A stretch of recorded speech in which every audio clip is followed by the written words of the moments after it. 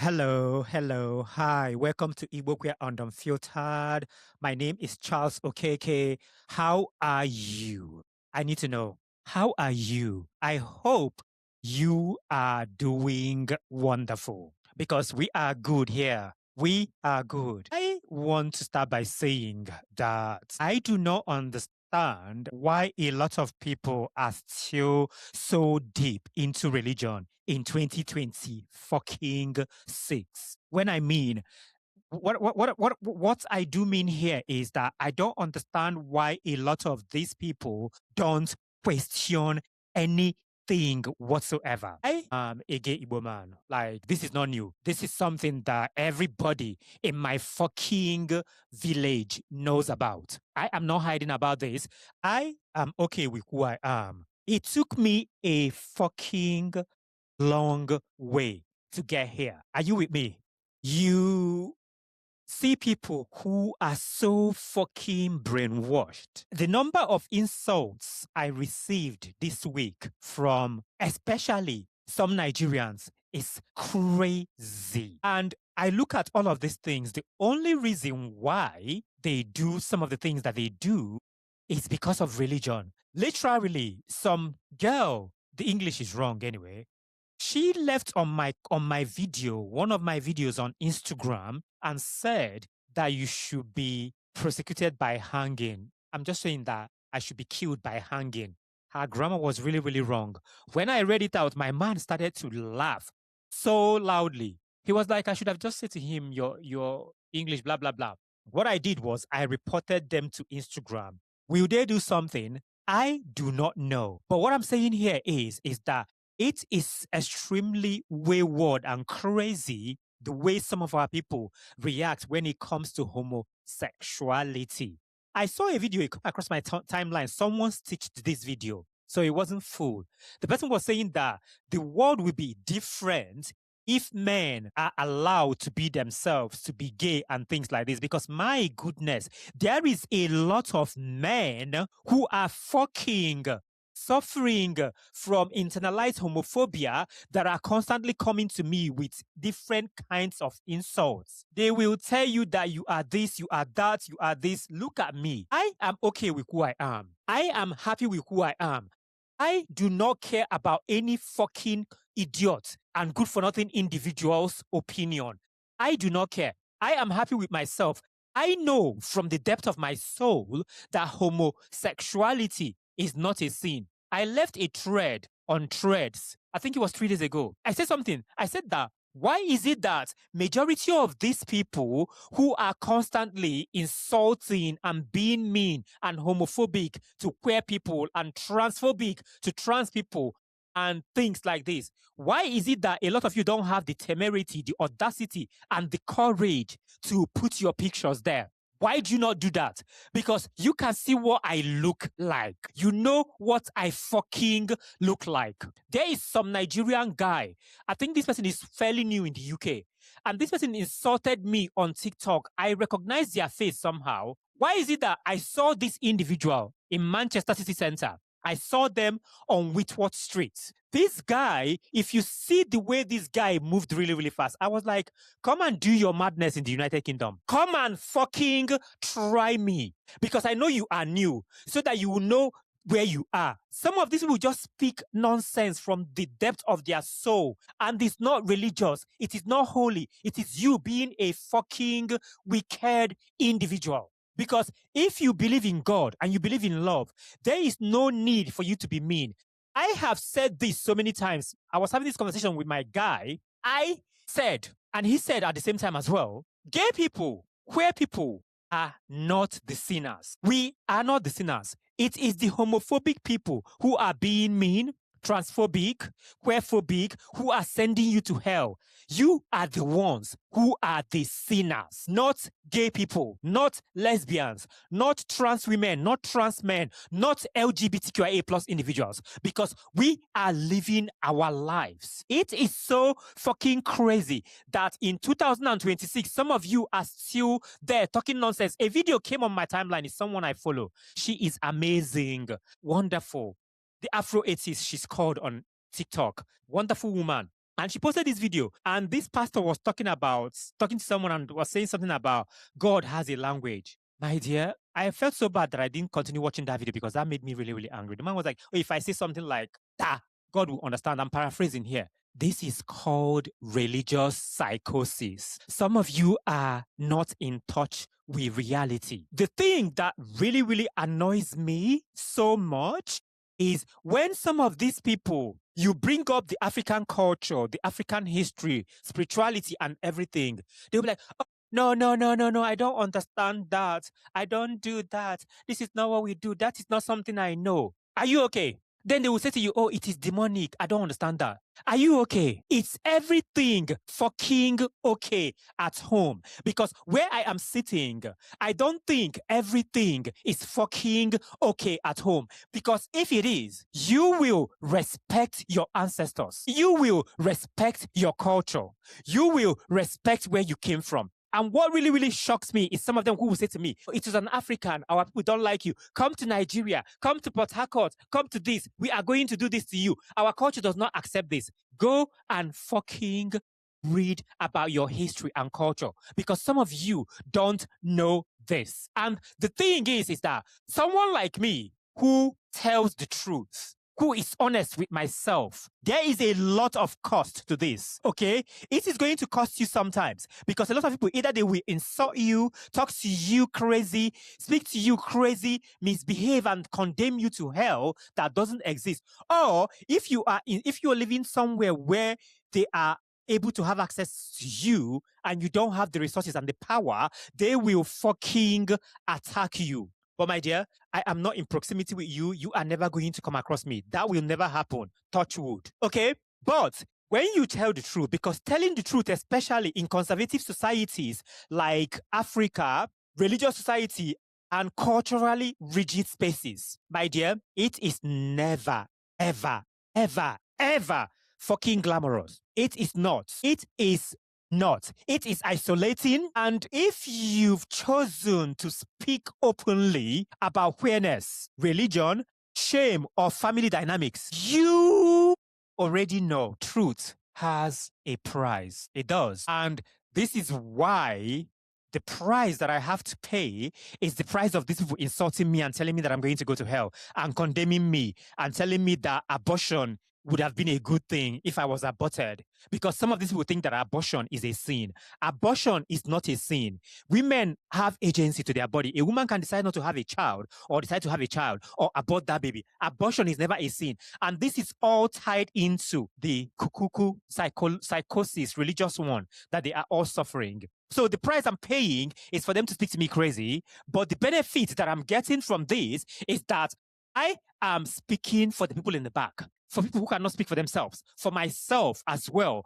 I am speaking for that child as well. I am speaking for that child somewhere in rural Africa who is not able to speak for themselves. Botswana, you did the thing. Botswana cancelled that colonial laws that criminalize gay people. They did what needs to be done. And I applaud them for this. More needs to be done. More needs to be done. Why the truth disrupts? Because we as gay people, we as queer people, we are extremely truthful. We speak the truth all the fucking time. You know why? We are living our authentic selves. We are living our lives. We are being who we are unapologetically. And when you are truthful about yourself and you speak the truth, it exposes contradictions. It challenges authority. It destabilizes comfortable narratives. It forces people to reflect, which means they will be asking for things that they really, really did not think about. Let me tell you something. If your truth questions religion, patriarchy, homophobia, or parenting or norms or whatever you want to call it, you are not just sharing opinion. You are disrupting power. And disruption is rarely welcomed by those benefiting from the structure. So what happens is you get labeled as difficult, disrespectful, westernized, rebellious. And all of these things is not because of you are wrong. It is because of you are making them uncomfortable. You are inconveniencing them. You are a massive inconvenience to them. And this is the thing. majority of people who speak to me, some people, when I'm on TikTok live streams and they come to speak to me, they speak to me in a way whereby they genuinely want to learn. I haven't been on TikTok live for like a week. I haven't been on TikTok live streams for like more than a week, actually. And this girl was there when I was talking yesterday or the day before yesterday. I can't remember. And somebody questioned, I said, oh, where's your husband? She was like, I thought you're the wife. She was genuinely asking. She did not know. Initially, I thought she was really, really like being disrespectful. I now realized that she didn't know because I can pick these things. I realized that she did not know. So I said, oh, it's husband and husband. If it's two women, it's women and women. And she was like, oh my God, I didn't know this. I didn't know this. And she said, oh, thank you for telling me. A lot of people don't know things. And if you don't know things and you are genuinely asking and you want to know, I am happy to tell you. That's normal. That is not a problem. But when you are asking questions like some of these people come to ask us, asking you questions to prove you wrong, to tell you that homosexuality is evil, my dear, once you are doing that, fuck you. I am not going to speak to you. In as much as I can be extremely respectful and understanding, no, fuck you. I am not going to speak to you. Because the thing is, I am going to dole and share a lot of fuck you to some of you who are suffering from religious psychosis and think that you are morally better than gay people, are better than queer people, and better than everybody. Fuck all of you, because you deserve everything you are getting by giving all your hard-earned money to your pastors. And the thing is that being the one who speaks comes with emotional cost. You become the lightning rod in family discussions. You are the one everyone is talking about. Look at me, my sister-in-laws goes and talks to everybody about me because I am the problem, right? But I'm not. I am the one person that they constantly talk about behind my back. Because look at me. Look at me. Look at Charles Okeke. I am doing the things. My light is shining bright like a diamond, brighter than everything that you can think of. So is the light of every fucking LGBTQIA plus individual. Your light is bright. Everything about you is fabulous. They will talk about you. They will talk about you from today till tomorrow, from tomorrow to the day after tomorrow, but you will be there doing all the vibes because you are the vibes. You are the moment. And you will continue to be the vibes and the moment until thy kingdom come. Because some of these people who constantly preach about God will punish you, God did this, God did this. Why is it that you don't preach about love? Why do you not preach about love? You know the thing? We gay people are the ones the elders and the leaders and all their mothers pray for so that you can repent. And the thing is that sometimes when you are the one speaking and you are honest about everything and you speak the truth and you are living your life unapologetically, sometimes you can feel misunderstood, sometimes even exhausted, sometimes you are even tempted to go quiet, to be quiet. Because the thing is, if you ask yourself this question, silence would be easier, wouldn't it? It would be easier for me not to say that I'm a gay Igbo man who is juicy, moisturized, hydrated, and unbothered. It would be easy for me to do that. But the thing is, I will choose this every fucking day. I will choose this all the time. Because if I remain silent, that will be me betraying myself and my community. That will be betrayal of monumental proportions. And we are not fucking going to do that. We will continue to speak. We will continue to be amazing. I have said this in so many versions. If I had someone like me when I was a child, maybe my life would have been easier. Maybe it would have been easier for me. All the traumas and the struggles and the insults and the things I heard and had nobody to go to who were like me, who is like me, however you want to put this grammar, because my head is full. But I didn't have that. And I am thankful that today I have been able to be that person that I wanted for myself to so many people that I know privately and people that I don't know privately. And I'm happy with that. That is why I will sit and post videos on social media and speak and go to all the gay prides. Let the Igbo people see me. Let them fight about me saying that I'm a gay Igbo man. Because there are different versions of Igbo people. We African people, we Igbo people, we Yoruba people, we Hausa people, we Efik people, we people from Okrika, from Ibibio, from Calabar, from everywhere. We are not a fucking monolith. We are not. We come in different shades and colors and amazing way of life. There is so much to us. So you can be a black man and be gay. You can be a black man and be queer. You can be a black woman and be a lesbian. You can be a black person and be trans. We are not a fucking monolith. Okay? And I am saying all this to say, live your fucking life. Be amazing. Do what needs to be done. Because the thing is, if you do not live your life and you try to live your life for other people, you will get a particular time in your life when you get older where you will regret all of this. And I am closing my eyes here, speaking to my ancestors, beckoning them and saying to them that no gay person, whether they are out or not, whether you have the strength or not, you will never, ever have a life of regret. You will have a life of abundance. You will have a life of happiness. You will have a life of fabulosity. You will have a life you deserve, a life that brings you peace of mind, a life that brings you happiness, a life that brings you joy, a life that is worthwhile. We will not have any fucking regrets. We will not. Because we did not do anything to any fucking body. We did not choose to be who we are. I did not choose to be gay. I was born a homosexual. And that's what I am.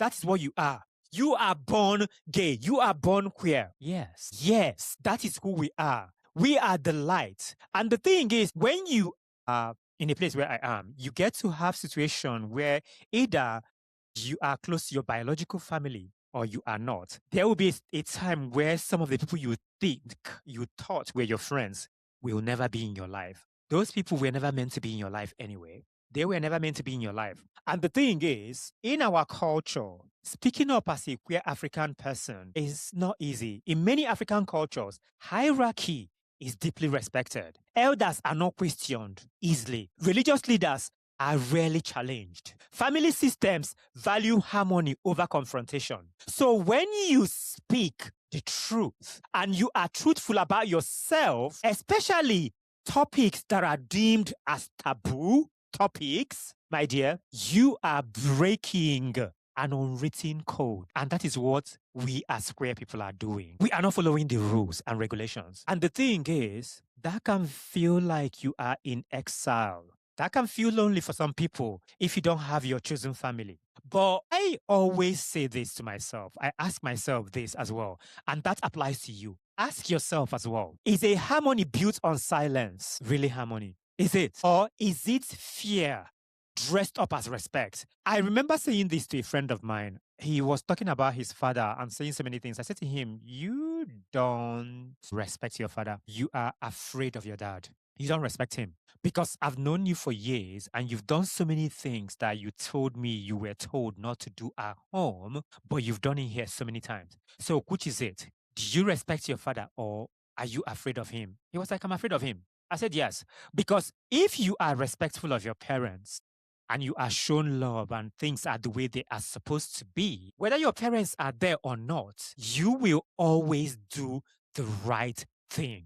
There are so many things my mother taught me that even in my big age, I still follow them. I still follow them. I am always surprised when that happens because majority of those things shaped how I am today, that sometimes I use some of them and it has worked really, really well for me. So as someone who was never, ever afraid of their parents, I was never afraid of my dad or my mother. I was afraid of one of my brothers until fairly recent in my adult age, because there was a lot of age gap and he was so strict. I don't know why I was afraid of this man, but I was until I left secondary school. But my parents know. My father created a conducive environment for me to say what I want to say, though in an African context, because sometimes these men can be strict as well. But my father was really, really open in the way he dealt with us and things like this.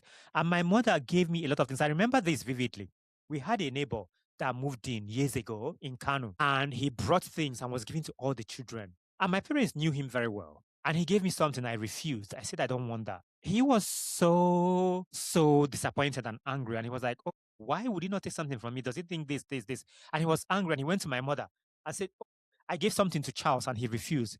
My mother was like, oh, he doesn't know you. That's why. because I said, oh, don't take things from stranger, and I'm so sorry about this, and then talked, and then I took the thing when he gave it to me. Or sometimes I would take those things and then I won't eat them, I won't use them until I show it to my mother and tell my mother who gave it to me. If she says it's okay to eat and to use it, then I will. And you know what's so funny? This really actually happened to me in Manchester. I think it was around 2010.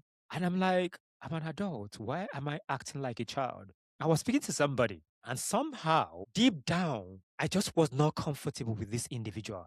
There is something that really was so off. And I just don't know how to explain this, but it was so off. And he offered me so many things I refused. So many times. He got really, really angry somehow when truth feels like loneliness. Because I have come across a lot of people who are extremely truthful people, and sometimes it can be extremely lonely and weird for you when you are always trying to do the right thing and everybody around you and society and life is trying to say to you that this is not the right thing by the actions and their waywardness and behavior and things like this. Because the truth of the matter is there are many moments when being truthful can make you feel alone. That is something that you should be ready for. And in my case, there are certain spaces of people that I will never be in community with. Because the truth of the matter is, I am no longer the easy family member. I am no longer that family member that everyone wants to welcome because I'm a sinner according to their Bible, according to their religion.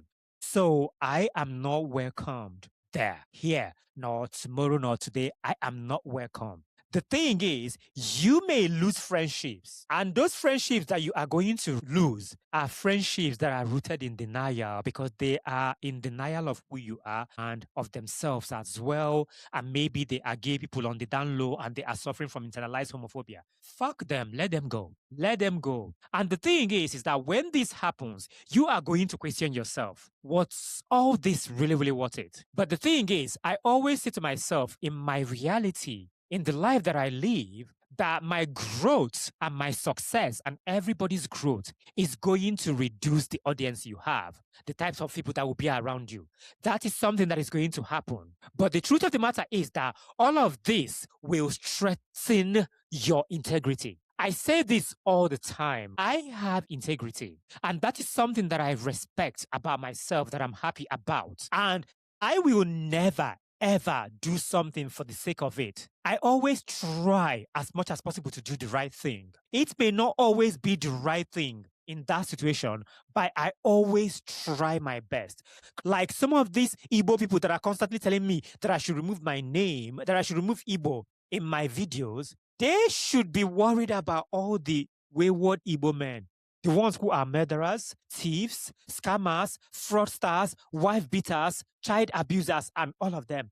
You should fucking go and worry about all of those people. Because me here, I am living in my truth, in my honesty, unapologetically, being myself and doing the vibes.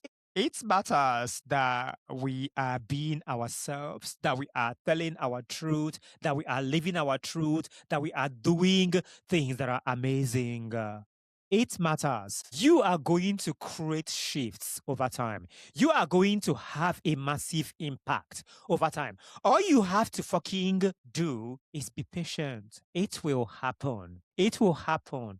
It is not always going to happen instantly. We love instant gratification here. People do, because we want to see the benefits of what we are doing. We want to see the things flourish and do well. Or whatever it is that is happening, the shifts that you are creating, the impact, it is not always visible. But the truth of the matter is, it is always going to be consistent because you are consistent and you are doing what needs to be done. I have had so many situations where I felt like breaking down and crying. There has been so many of this. Maybe seeing someone that is queer, that lives in a particular part of the world that is struggling, or seeing queer people who I can see myself through them, the struggles and everything.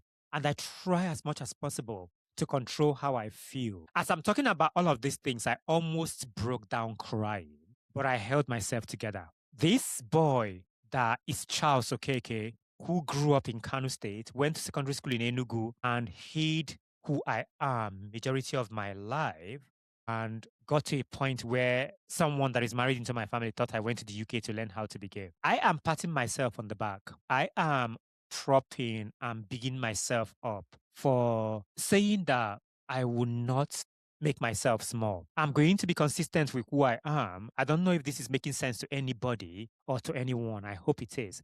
I don't know if this is making any impact. Sometimes I'm here yapping, talking and talking. I don't know if I'm making any sense. But the thing is that if this touches, even if it is one person, that is massive because we are all reparenting ourselves, healing our inner child from the trauma and the things that was done to us for being queer people from Africa. And what I want to say here is that every time any of you, anybody from anywhere hears me and feels less alone, I hope that it is worthwhile, that you are going to feel less alone by listening to this podcast and being in this community with us. And anytime each and every one of us try to rethink what we were taught, that means we are doing the right thing. I may not see the impact. You may not see the impact that every of this has. There are a lot of queer people on social media from Nigeria, from Africa, doing things and being present and living their lives. And we are all being consistent and trying to make things shift in the right way. And the thing is that silence never changes systems. Truth does. Truth may change systems slowly, but it does. For the fact that each and every one of us queer people that are on TikTok, on Instagram, on YouTube, that is from Africa, speaking about these things on Twitter and every social media platforms, telling the truth and living our life, we are having a massive impact that is bringing the change that is required. And we will continue to do what we need to do by protecting ourselves while we speak. I am protecting myself as well because being honest doesn't mean being reckless. You are allowed to set boundaries, to reset. You are allowed not to engage in every argument or fight with anybody on social media or anywhere. Choose when and where you speak. And this is something that I do for myself.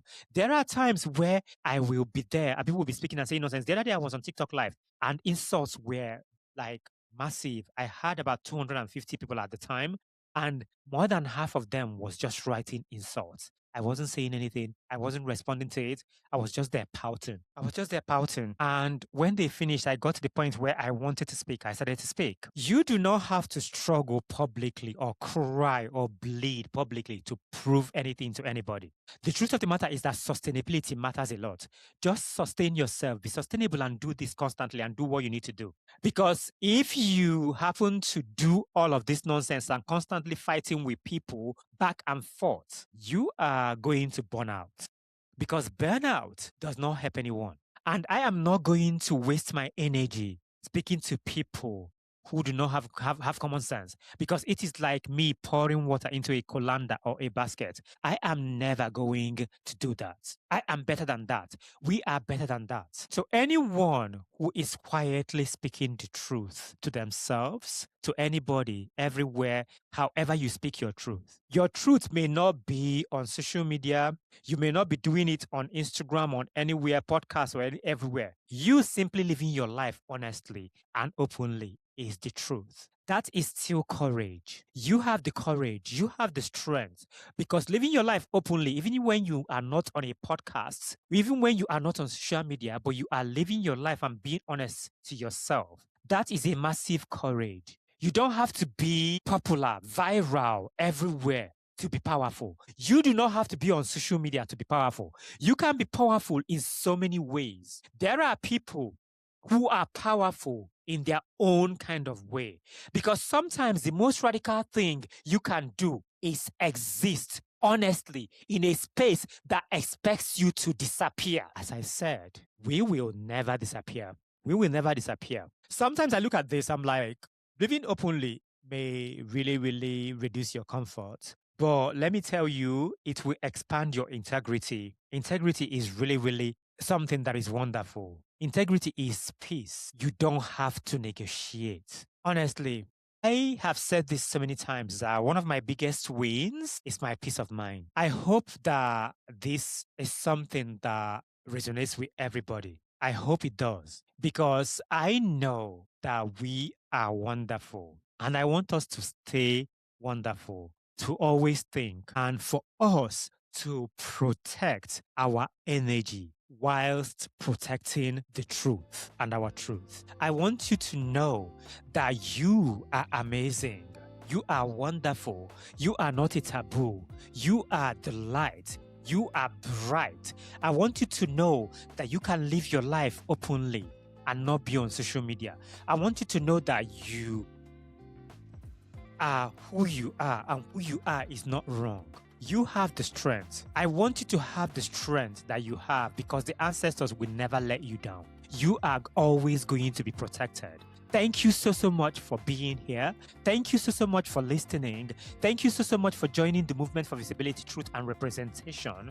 This has always been what we have to do. We will continue to speak until the rest of our days. We will continue to be homosexuals. We will continue to be LGBTQIA plus individuals, whether they like it or not. We are born this way. Love is love. Love is always going to lead the way. I have been Charles. This has been Igbo Queer and Unfiltered Podcast. Love you. We see you. You see me. We see us. We love us for real. Have a wonderful time. I will see you in the next one.